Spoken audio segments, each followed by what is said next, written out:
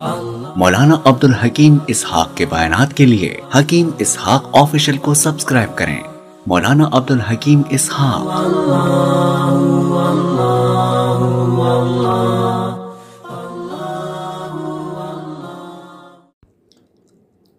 السلام علیکم ورحمۃ اللہ وبرکاتہ۔ بسم اللہ الرحمن الرحیم۔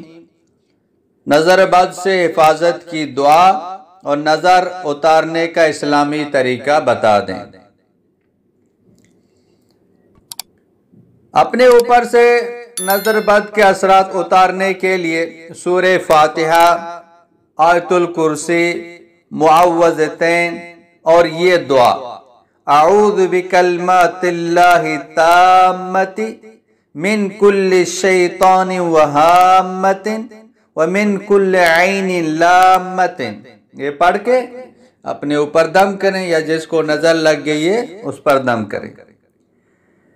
اس کے بعد نظر بد کے دور کرنے کا ایک طریقہ یہ بھی ہے کہ جس آدمی کے بارے میں معلوم ہو کہ اس کے نظر لگی تو اس کو وضو کرایا جائے، اور وہ جو مستعمل پانی ہے اس کو کسی برتن میں جمع کر لیا جائے، اور پھر جیسے نظر لگی ہے اس پانی سے اس کو غسل کرایا جائے، جیسے کہ حدیث مبارکہ میں اس کا طریقہ بھی ہے، اور ذیل میں مشکاۃ شریف سے وہ روایت اور اس کی تشریح نقل کی گئی ہے۔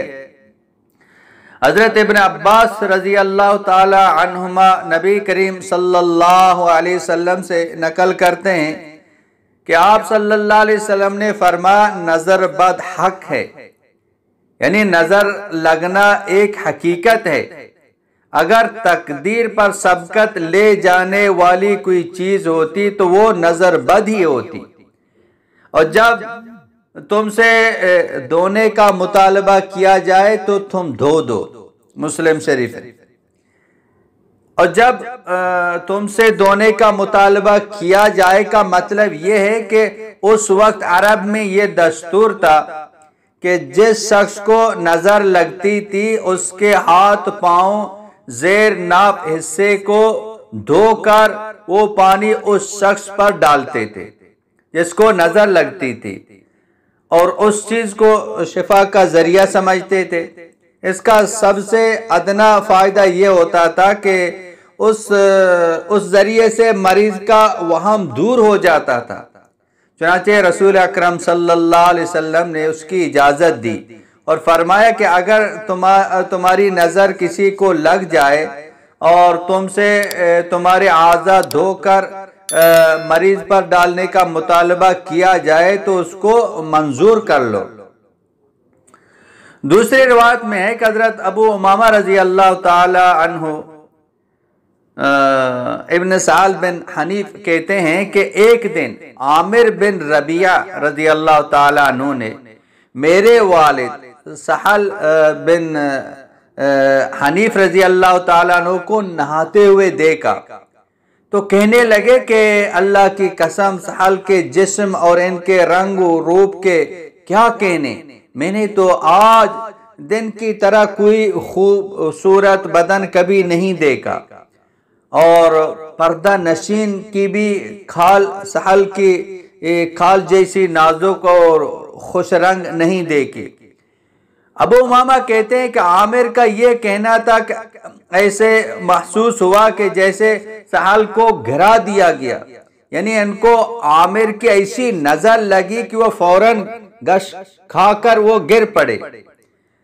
چنانچہ ان کو اٹھا کر رسول اکرم صلی اللہ علیہ وسلم کی خدمت میں لایا گیا اور عرض کیا گیا کہ یا رسول اللہ صلی اللہ علیہ وسلم، آپ سہل کے علاج کے لیے کیا تجویز کرتے ہیں؟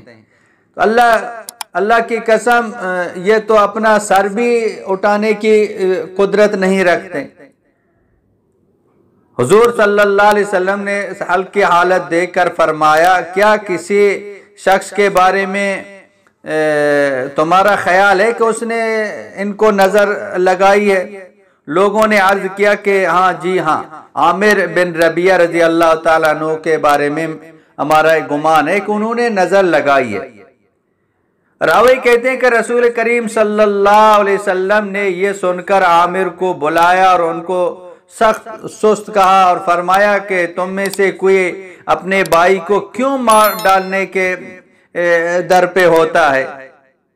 تم نے سہل کو برکت کی دعا کیوں نہیں دی؟ یعنی اگر تمہاری نظر میں سہل کا بدن اور رنگ و روپ بھاگ گیا تھا تو تم نے یہ الفاظ کیوں نہ کہے بارک اللہ علیک، تاکہ ان پر تمہاری نظر کا اثر نہ ہوتا۔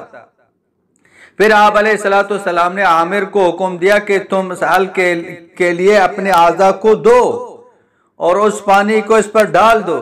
چنانچہ عامر نے ایک برتن میں اپنا منہ، ہاتھ، کہنیاں، گھٹنے، دونوں پاؤں کے انگلیوں کے پورے اور زیر ناف جسم یعنی 70 کولوں کو دھویا، اور پھر وہ پانی جیسے عامر نے یہ تمام اعضاء دھوئے تھے سہل پر ڈال دیا گیا۔ تو اس کا اثر یہ ہوا کہ سہل فوراً اچھے ہو گئے اور اٹھ کر لوگوں کے ساتھ اس طرح چل پڑے جیسے کہ ان کو کچھ ہوا ہی نہیں تھا۔ یہ سارا سنت موطا امام مالک میں ہے۔ واللہ اعلم بالصواب۔